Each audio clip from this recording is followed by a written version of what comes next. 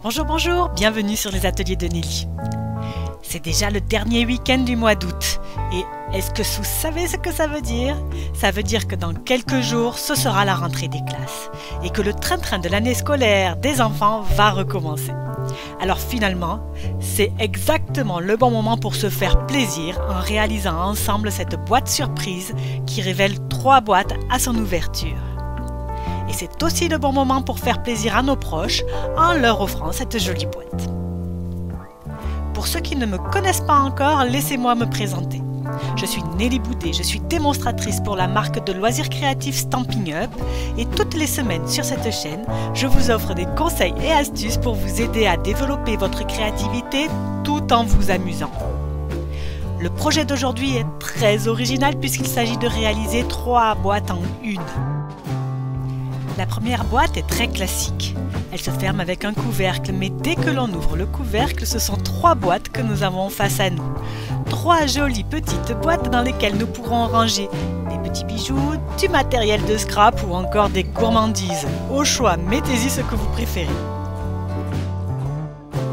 Pour réaliser cette boîte 3 en 1, j'ai utilisé la collection Rose d'Abigail de chez Stampin' Up. C'est une collection qui se trouve page 57 du catalogue annuel et qui est composée d'un lot de tampons et d'ail très fleuris. Cette collection comprend également un lot de papier imprimé que j'adore. C'est tout à fait les couleurs que j'aime utiliser, rose et gris avec une touche de beige. C'est très élégant et complètement intemporel, vous ne trouvez pas? Et nous allons commencer par réaliser la grande boîte.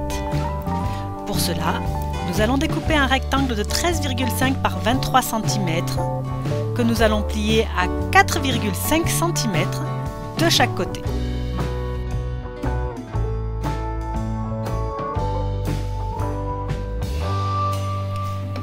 Pour le couvercle, il nous faudra un rectangle de papier cartonné de 17,2 par 7,7 cm plié à 1,5 cm sur chacun des 4 côtés.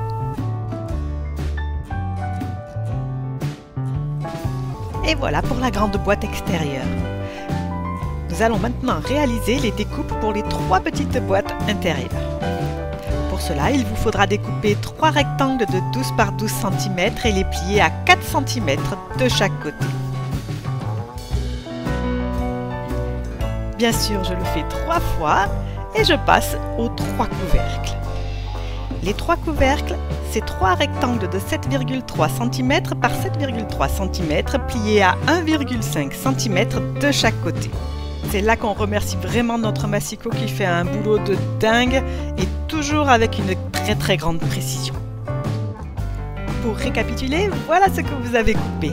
Les 2 pièces triangulaires sont la boîte extérieure, base et couvercle. Les 3 grandes pièces carrées sont les bases des 3 petites boîtes. Et les 3 petits carrés sont les couvercles des 3 petites boîtes. Et nous allons commencer par monter les petites boîtes. Donc nous mettons de côté les 2 pièces rectangulaires, nous nous en occuperons plus tard.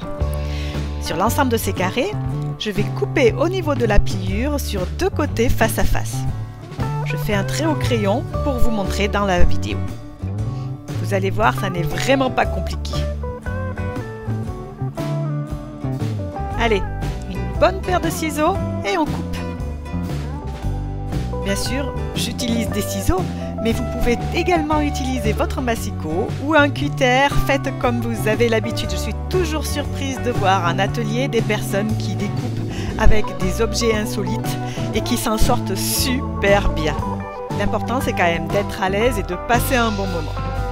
Comme vous pouvez le voir sur les images, je découpe également sur les couvercles un petit triangle au niveau de la pliure, mais vers les extrémités. Ce n'est pas indispensable, mais c'est pour m'assurer une jolie finition. Et une fois tous les carrés découpés, voilà ce que l'on obtient. Il ne restera plus qu'à sortir notre plioir magique pour marquer les plis et à assembler les bases de boîte et les couvercles. Comme je vous le dis souvent, cette étape-ci est super importante. C'est ce qui va déterminer vraiment la propreté de notre boîte et de son couvercle. Pour monter les boîtes, il suffit de mettre un petit peu de colle sur les languettes et le tour est joué. vous le savez, pour moi c'est toujours la colle liquide qui a ma préférence. Vous pouvez tout aussi bien utiliser du scotch double face, ça marche aussi très bien. Je vérifie que mes arêtes sont bien alignées et je fais pareil pour le couvercle.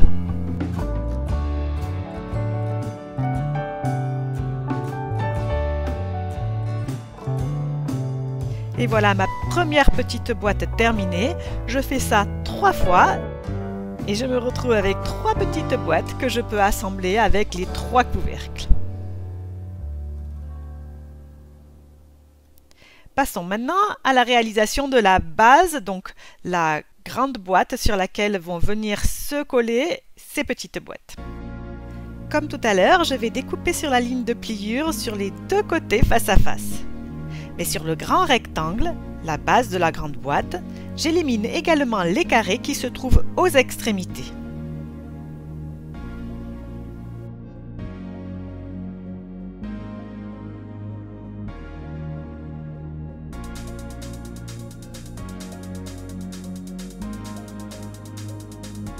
Pour le couvercle, je fais comme pour les couvercles précédents, c'est-à-dire que je coupe seulement la ligne de pliure et je fais un petit V à la limite pour une plus jolie finition.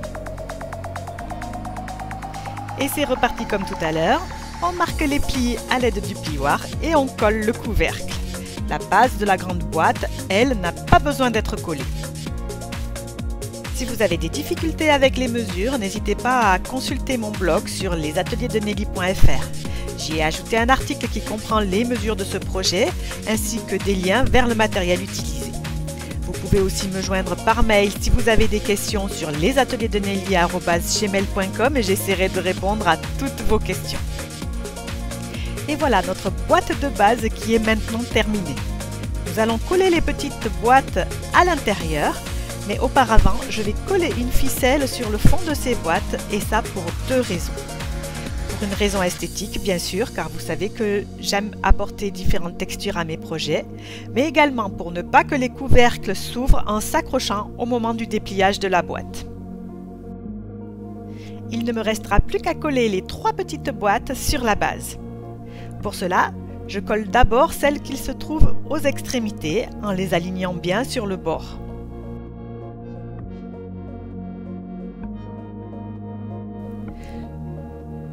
Je glisse ensuite celle du centre entre les 2 premières et je mets de la colle sur le fond de la boîte. Je replie ensuite la base pour la coller sur le fond de la boîte du milieu et voilà mes 3 boîtes parfaitement alignées. Passons maintenant à la décoration de notre projet.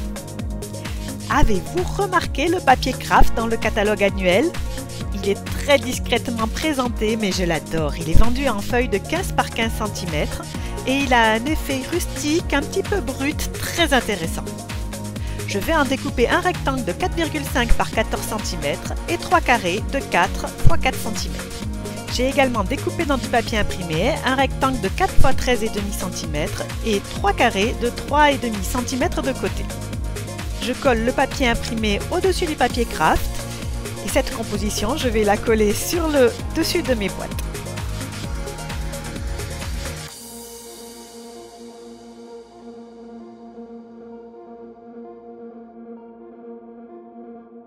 Je vais maintenant m'occuper des fleurs. Et je vous le donne en mille, comment obtenir de jolies fleurs délicatement dorées. En utilisant la technique de l'embossage à chaud, bien sûr. Vous le savez, il s'agit là de ma technique de scrapbooking préférée et nous repartons donc vers une nouvelle session. Après avoir appliqué le talc sur le projet, pour ne pas que la poudre adhère un petit peu partout, je tamponne mes images avec de l'encre Versamark. C'est une encre un peu épaisse et transparente qui est conçue spécialement pour cette technique. J'applique ensuite la poudre à embosser dorée sur le projet. Elle est retenue par l'encre sur les contours des motifs. Il ne me reste plus qu'à chauffer avec le pistolet chauffant pour obtenir cette finition en relief doré qui me plaît tant. Ces fleurs, je vais également les colorer un petit peu en utilisant mes pattes d'encre comme une palette de couleurs et un pinceau à réservoir d'eau. Comme je n'ai pas utilisé de papier aquarelle, j'y vais doucement avec l'eau pour ne pas détremper mon papier qui n'y survivrait pas. Et voilà ce que ça donne après 2 passages d'encre. Je vais découper ces petites fleurs avec les dies assortis à la collection.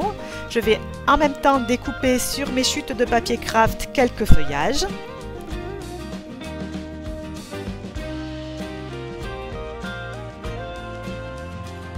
Et je vais également découper du feuillage en couleur vert olive et tamponner des feuilles et les découper en utilisant cette même couleur. J'ai maintenant tout ce qu'il me faut pour décorer le dessus de mes boîtes. Je commence par coller les fleurs en dimension avec de la mousse double face. Ce sont les stars de ma décoration, il faut donc les mettre en avant. Je rajoute ensuite le feuillage en dessous, de chaque côté. Je rajoute également des découpes très fines qui sont si élégantes. Et un nœud que j'ai fait avec de la ficelle de lin que j'ai doublé pour rappeler l'intérieur de la boîte. Et je termine par les doses qui scintillent et qui rajoutent un petit peu de charme à mon projet. Et voici le dessus de ma boîte qui est maintenant terminé. J'ai fait la même décoration mais en plus simple sur les petites boîtes à l'intérieur. Et notre boîte surprise à offrir est maintenant terminée. Vous le savez, j'aime bien varier un petit peu les styles. J'ai donc réalisé le même projet à l'identique avec la même collection mais avec un style tout à fait différent. Cela vous montre comment les mêmes produits, le même matériel peut avoir des effets complètement différents. Il y en a vraiment pour tous les goûts. Je compte sur vous pour me dire lequel de ces deux projets vous préférez. J'adore vous lire. J'espère que vous réaliserez cette boîte surprise avec moi et que vous passerez un excellent moment. Si vous avez aimé cette vidéo, n'hésitez pas à liker, à commenter et à partager. Et surtout, à vous abonner. Ça me fait toujours super plaisir. Je vous retrouve la semaine prochaine, en septembre, pour un nouveau projet scrap ou carterie. Et je vous souhaite à toutes et à tous une excellente rentrée des classes. Au revoir!